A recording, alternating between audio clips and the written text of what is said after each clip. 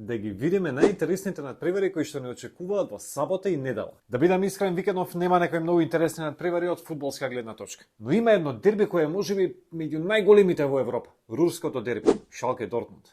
Покрај овој надпревар се реши уште два интересни надпревари овој викенд. Во сабота Наполи Аталанта и во недела Атлетик Билбао Барселона. Дербито го чувам за крај, кога ќе видиме зошто Борусија Дортмунд и Шалке се толку жестоки ривали. И зошто тоа е многу повеќе од локално дерби. Значи да почнеме од крајот, од недела Атлетик Билбао Барселона. Билбао допре некое коло беше речиси сигурен во својот пласман во Европа, но сега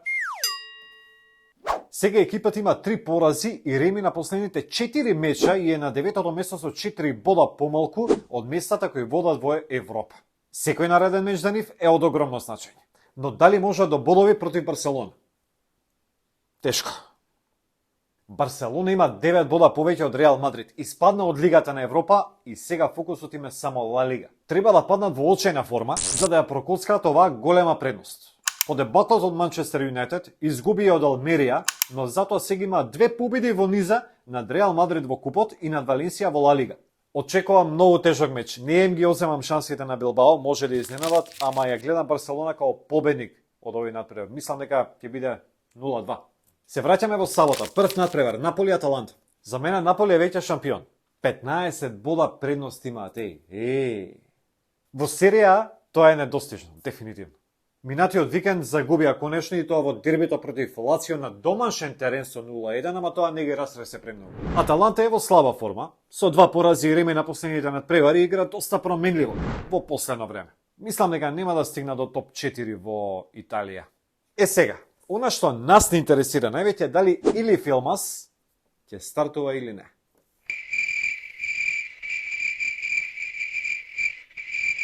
Јас пак ќе кажам, не ми е јасно како сите го фалат. Спалети го фали. Спалети можеби највеќе го фали усвари. Ама пак го држи на клуб. Па играј го бе Аман. Како иде? Не знам дали Елмас игра. Може да стартува и во првиот тим, ама дефинитивно ќе добие шанса на надпреварот. Сепак, како иде, значи пак ќе кажам, Наполи го гледам као победник на овој надпревар. Мислам дека ќе биде 2-1. И конечно, дербито Шалке Дортмунд. За овој надпревар треба да правиме посебно видео, па и тоа ќе биде премалку за да се каже све, за да се каже целата историја на едно од најголемите европски дербија. Серијал треба. Инаку, не знам дали знаете, руското дерби за многумина е познато како мајката на сите дербија.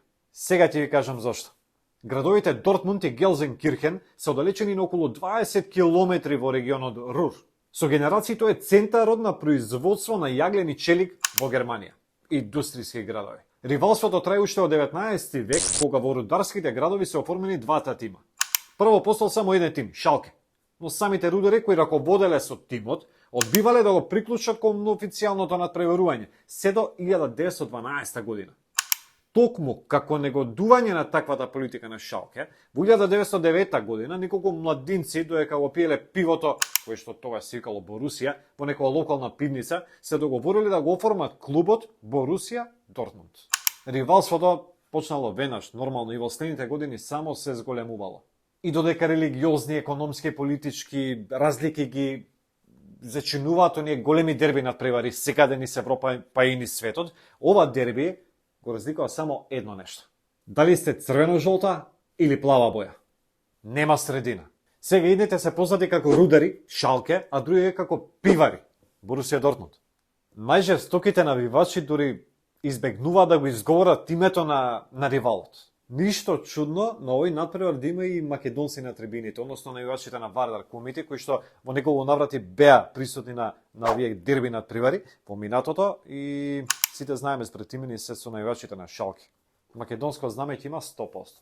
Освен тоа, овој надпревар ќе биде јубилејна 100-та средба помеѓу двете екипи во Бундеслигата. Дортмунд има предност со 36 победи, Шалке има 32 победи до сега. Сега, Дортмунд се бори за титула, имаат изброј на бодови со Бајер Мюнхен, а Шалке за опстанок во моментов е на предпоследното место на табелата. Дортмунд е фаворит на овој надпревар, но не секогаш во руското дерби слават фаворитите. Ќе биде интересно, ќе биде неизвестно, ќе има вистинска борба на теренот. Борусија Дортмунд е фаворит, да, ама фудбалерите некако се изморени после надпреварот со Челси во Лигата на шампионите во Лондон, каде испадна во Лигата на шампионите, и сега тоа ќе биде голема предност за фудбалерите на Шалке. Така да не очекувате лесна победа на Дортмунд. Ќе биде тешко за Дортмунд да се врати после поразот од Челси, но овој надпревар мислам дека ќе биде 1-1. Тоа е тоа за овој викенд. Дербито Шалке Борусија Дортмунд, значи не смеете да го пропуштите. Ќе биде спектакл. Ние се гледаме наредна недела. Имајте убав викенд. Ајде, чао.